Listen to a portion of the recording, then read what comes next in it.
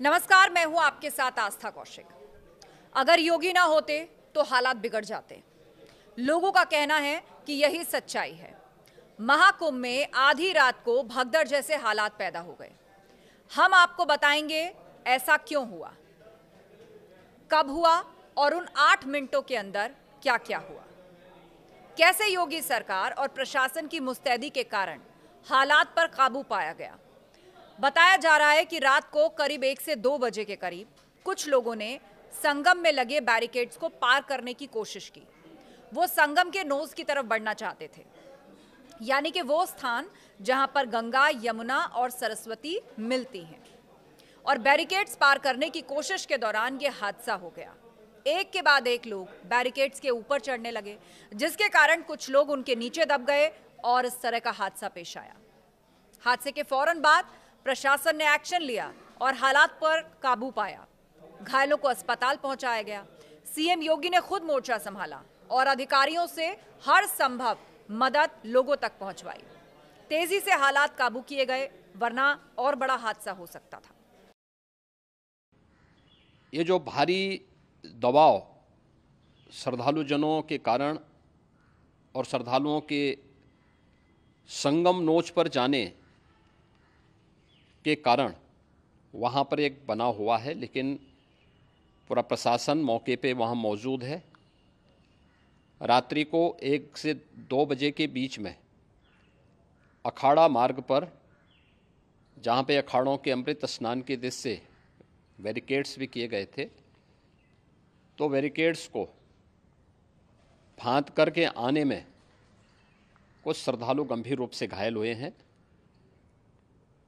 उन्हें तत्काल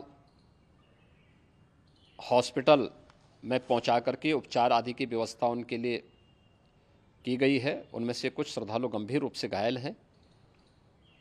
लगातार प्रशासन स्थानीय स्तर पर श्रद्धालुओं की सकुशल स्नान कराने के दृष्टि से रात्रि को कल सायंकाल 6:30-7 बजे से ही मौनी अमावस्या का मुहूर्त प्रारंभ होने के बाद से ही लगातार लगा हुआ है।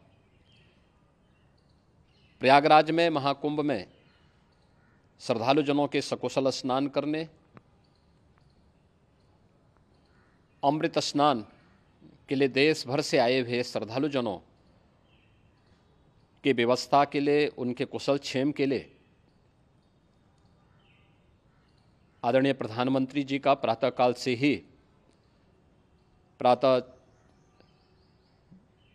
से ही उनके लगभग 4 बार प्रधानमंत्री जी ने हालचाल लिया है। माननीय गृह मंत्री जी ने, माननीय राष्ट्रीय अध्यक्ष भारतीय जनता पार्टी श्री जेपी नड्डा जी ने,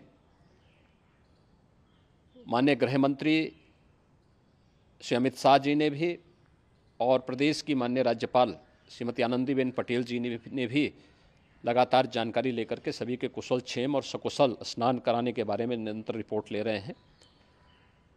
हम लोगों की प्रातःकाल से ही श्रद्धालुजन जो भी आए हैं वे स्नान कर सकें, इसके लिए यहाँ पे उच्च स्तरीय बैठक भी चल रही है, जिसमें मुख्य सचिव भी हैं, डीजीपी हैं, प्रमुख सचिव गृह हैं, मुख्यमंत्री कार्यालय के अपर मुख्य सचिव के साथ साथ एडीजी लॉ एंड ऑर्डर के साथ साथ अन्य वरिष्ठ अधिकारीगण मौजूद हैं। प्रयागराज में हालात वर्तमान में नियंत्रण में हैं, लेकिन भीड़ का दबाव बहुत बना हुआ है। अखाड़ा परिषद से जुड़े हुए पदाधिकारियों के साथ मैंने स्वयं भी बातचीत की है।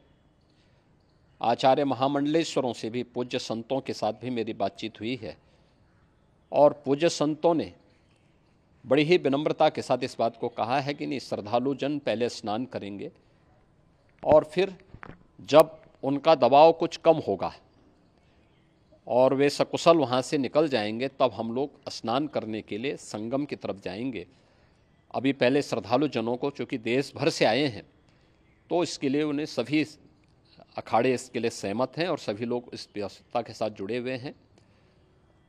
लगातार इस दिशा में हम लोगों का प्रयास है कि जो अब तक प्रातःकाल से ही आपने देखा होगा, कल मैंने बताया कि कल लगभग 5.5 करोड़ श्रद्धालु कल महाकुंभ का स्नान किए हैं और आज प्रातःकाल तक लगभग 8:30 बजे तक 3 करोड़ से अधिक श्रद्धालु स्नान कर चुके हैं और ये लगातार जारी है। लेकिन संगम नोच पर, अखाड़ा मार्ग पर, नागवासुकी मार्ग पर लगातार दबाव बना हुआ है और वहाँ पर श्रद्धालुजनों की सुविधा के लिए भी हर प्रकार की वहाँ पर प्रशासन पूरी मुस्तैदी के साथ लगा हुआ है। और इसीलिए मेरी अपील है पूरे प्रदेशवासियों से, पूरे देशवासियों से और सभी श्रद्धालुओं से भी, सभी पूज्य संतों से भी कि अफवाह पर कोई ध्यान न दें, संयम से काम लें। ये सब आयोजन सभी लोगों का है,